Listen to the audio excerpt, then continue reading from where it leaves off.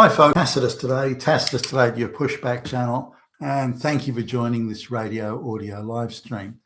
In this essay, I'd like to talk about what I see as an increasing movement across the Western world to force white Westerners, this is through government action, to force white Westerners into taking illegal aliens or unhoused recent mass migrants into their homes.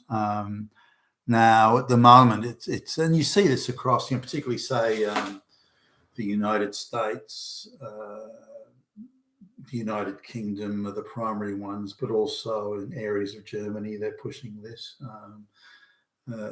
It's interesting in Germany that they're saying that any political party that wants to reduce migration is just fascist and Nazi, and the people should not be allowed to vote for such a party. And at the same time, they're saying you're morally superior and virtuous if you take illegals into your home. I love the irony of those two positions. But anyway, coming back to the Britain and the United States in particular are doing this for the illegals. And in Australia, there's wider talk about the mass migrants and how the housing shortage, which of course has nothing to do with mass migration. And if you say mass migration is a cause of the housing shortage, then you are a fucking Nazi. But instead they're saying, well, the problem is that all these older white people who have more housing space, more bedrooms, more rooms than they need. So if we can, and by virtue of the fact that they own these homes and they don't want to give them up because they've lived there all their lives or anything, which, by the way, makes them white supremacist Nazis, then they have to give up these homes, downsize to a small one-bed apartment or something, and put their houses on the market so BlackRock can buy them. Or alternatively, they have to take unhoused migrants into their homes. So this is the general architecture of the discussion, and it's happening all over the Western world where there's mass migration of illiterate peasants incoming, and where the globalists are in control of the government. Remember, there is not now a Western country anywhere that still has representative democracy. There's some final vestiges of it that are sort of just disappearing over the horizon. They're about to fall over the cliff, but the representative democracy that we took for granted 30 years ago is no longer exists, and we need to understand and accept that. So coming now to the matter of there's been a few videos floating around online about particularly, say, the northeast of the United States, which is got a very very leftist, progressive, very Jewish view of social justice, and very NGO view. And they're talking about asking. So I think it was in Massachusetts was one I saw where they're talking about. The government is saying, the local government, the state government, and also local level governments like local council governments, they're saying, look, why don't you citizens, we can't house all these illegals that are here. There's just way too many illegals. I mean, just let this sink in. Too many illegal. There are illegally in the country.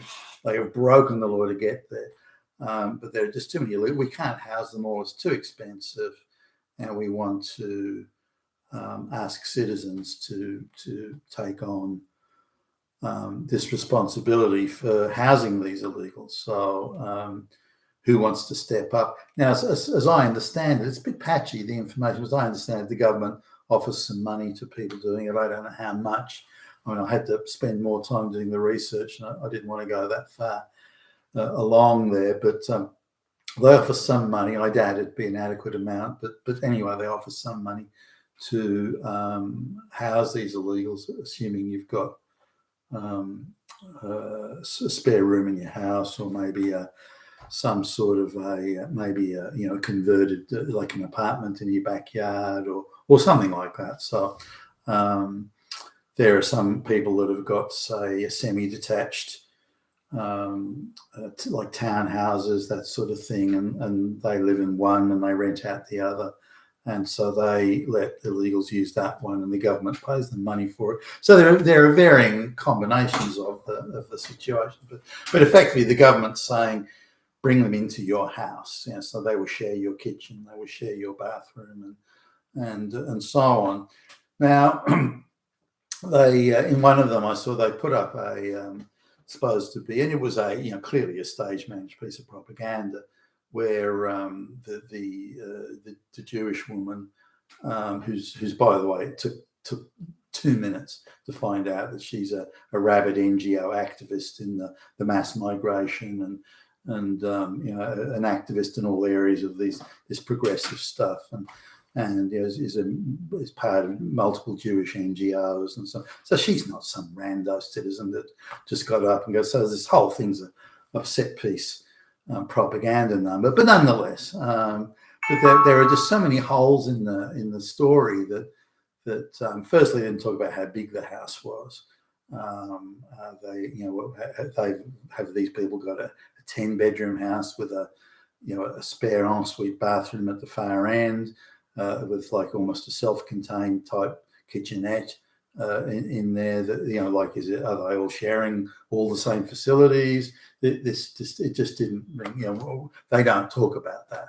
So one assumes it's the people are being put in a spare room, but it's a family of 5, a black family of 5, and they're supposed to be sharing the 1 bedroom or something. I don't know. It was extremely vague, and they just were skinny on the details there. But now the family is supposed to have come from a part of the world where they've got no electricity, no running water, no light switches, no flushing toilets. We're talking third world, one of the poorest countries in the world, as in one of the poorest 5 countries in the world, and where the average IQ is in the 70s. So that's the claim, that these people have come from there, and they're desperately escaping poverty, and they're in desperate, impoverished straits. Well, that doesn't really gel, because as the camera panned, these people, including the kids, were bordering on the corpulent. So how is it that people escaping desperate and wretched poverty can be looking so well nourished? And their skin was in quite good condition. They didn't show any of the signs of people who'd been living in truly wretched circumstances, or certainly not by what was shown on camera. Now, also very neatly done, Afro hairstyles that are quite expensive when you get them done at the hairdresser. I don't know how they afforded those. If you look at the people in that country, just a rando panning of a camera around a city street or a town street or a rural peasant street, then these people are not well dressed, they're not well fed, and they're not well. They don't have perfect hairstyles, but these people did. Now maybe they got that since that's all been given to them free since they arrived in the United States in this case. So maybe that's so. But people that have lived in wretched circumstances for a while, and these people look like they're in their early 30s, late 20s, early 30s. They've lived in wretched circumstances for a while, then that is etched all over their face, and these people didn't have that. So anyway, so the thing goes, now they're supposed to come from a country that speaks a certain language, yet these people were speaking a different language. It turns out they couldn't speak a word of English. How do these people communicate with them? They don't speak this other language. The white people, the Jewish lady who's taking them in, they don't speak. So do they have an interpreter on there? Is it sign language, or do they? How are they arranging things? Also, there was a shot of the woman, the illegal alien woman, and she seemed very, very much at home in using all of the kitchen appliances, and seemed quite proficient at using them, as someone who'd done it. There was no sort of hesitation of, where's the on button? How do I switch this on? How do I do that?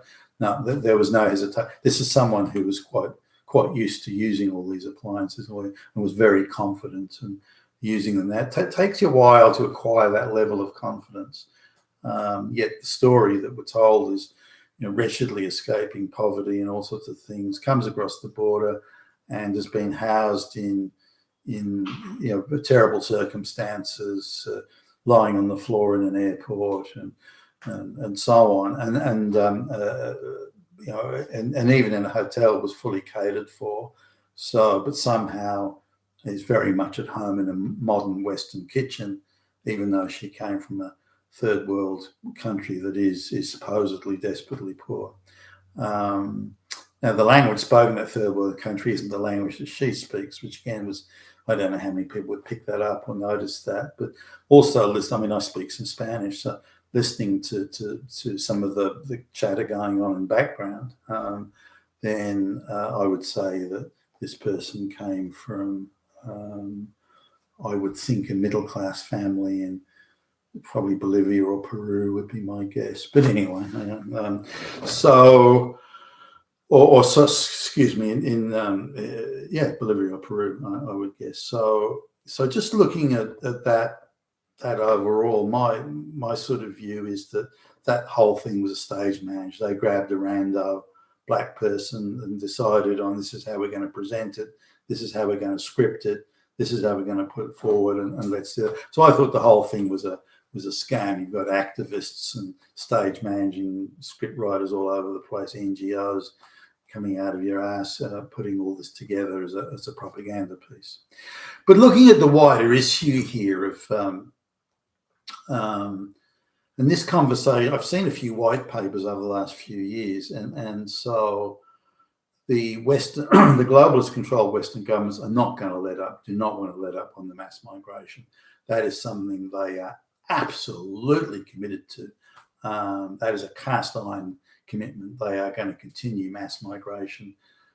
I don't know, forever. I don't know. Is there even an end point? I don't know if there is. But they want to continue it forever. So the solution, as they see it, for housing isn't to adjust or reduce or stop mass migration. It's to look for other areas that they can get into to alleviate the housing problem. And it isn't the housing issue for the local people, it's housing the illegals or the mass migrants. That's the issue that they're trying to solve. As they see it, that's the priority. Fuck the local people, fuck the citizens, fuck the voters. We represent the globalists, and the globalists want mass migration. So that's what we're going to deliver, solutions to the mass migration issue and the problems that it causes. So the problems that mass migration causes are the problems that problem is being transferred onto white people. It's now, we're going to make it your problem to fix. Very, very bureaucratic there. So they're looking at the amount of people. If you look at the amount of bedrooms, if you like, the amount of rooms, the amount of bedrooms in any place, whether it be Massachusetts in the northeast United States or Australia, or you look at the amount of rooms, the amount of bedrooms, and then the amount of people, and you say, well, hold on a minute, there's 0.65 people per bedroom in Australia. That's for white people, and it's not like the Pakistani peasants that live 20 to 1 bedroom apartment or something. Or the Chinese students that live 25 to a 4 bedroom house.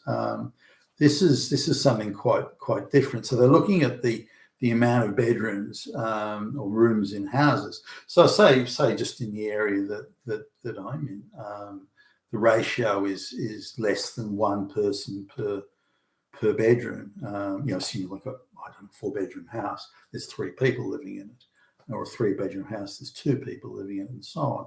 So they're looking at that and saying, well, hold on a minute, there's a white couple living in this house that's got 3 bedrooms. They only need one of those bedrooms. That's all they need. So we have to force them to take people into, mass migrants, illegal aliens, whatever. We have to force them to take people into those spare bedrooms. What we say those bedrooms are spare. Now, the people might say, look, we're using that for storage. Well, we don't care. Those rooms are for human use, and you're going to have to just take people in. Now we'll give you, $30 a week for those people to stay in there, and they can fit 3 people per bedroom. it will pay you maybe $30 a week per family that we move in there. But if you don't take them in, then we'll tax you or fine you $1,000 a week. And if you decide to sell your house to move to something small, well, that's you know that's nothing to do with us. Nothing to do with us. That's your decision. That's your decision. But if you don't do it, it's $1,000 a week fine. But it's your decision if you decide. And so they'll spin it and play it that way. And there's more and more talk about this, particularly from activist, NGO, pro-globalist circles, where they see this as a solution. That's obviously it's only a temporary solution, because while the mass migration sort of continues unchecked, then they're very quickly going to use up all those rooms. And then what do they do? Do they have to kill off all the white people using some sort of new euthanasia law to make even more? Oh, let's not go there. Whoa, that's getting a bit close to home. So it's difficult to know where things are going to go, but that's definitely the trend, definitely the track that they're on. How can they force white people to give up their spare rooms and either sell out the house to BlackRock? BlackRock in turn then collects lots of government money for housing the illegals, or alternatively force the white people to take illegals or mass migrants into their home. Now, somehow we're supposed to believe in this example in the US that some rando white family just decides to take people in, third world peasants who supposedly, and many of them sort of have never seen a flushing toilet before, and to take them in and share all their bathroom and kitchens with them. And these people may even help out with the cleaning and the cooking, or so, and where they can't even speak the same language. These people have maybe had 2 years of schooling at best. They're illiterate in their own language, so you can't give them written instructions. Everything has to be verbal, and you can't communicate in writing, and so on. So that's how we're supposed to understand that rando white people will just do that because they're socially virtuous. I mean, that's absolute utter nonsense. But that seems to be where it's heading, and I don't think it's far away where governments will start threatening people. So if you've got investment properties, it could very well be that the government says, well, those investment properties you have to take in the tenants that we say you take in, and if the person, the owner of the investment, smaller time investors, so which if I do that, I've got to sell. Well, if you want to sell the place to BlackRock or First State or something, that's up to you. We're not forcing you to do it. So I see those are the events that are going to unfold, but they're not going to let up on the mass migration, and they're not going to stop the mass illegal migration. It's openly desired and encouraged by the globalists and the politicians they control. And what the end game is harder to say. Replacement of white people, sure, but then what then? So that's it. Now, I suppose, I'll do another video on this. It's to do with expanding the global economy. The more and more people they bring into the West, peasants that don't even register on the global economy, they're so irrelevant economically. They don't work, they don't produce, they don't, So when they come to the West, then they become measurable economic entities. And the expanding the number of economic entities is clearly a goal and an objective. But again, what's that end game? Because all that ends up doing is transferring the cost of expanding the global, the number of global unitators, people coming from peasant subsistence societies into a first world society and working at a job for money. It changes the dynamic where the cost is transferred onto the existing population. So the benefit accrues to the elite class, the 1 in every 500, but for the rest of the people, everyone else, the cost of that readjustment to the global economy is put onto Western white citizens, that they're picking up the tab for this wealth transfer. You've been with Tacitus today, your Pushback channel. Thank you for listening.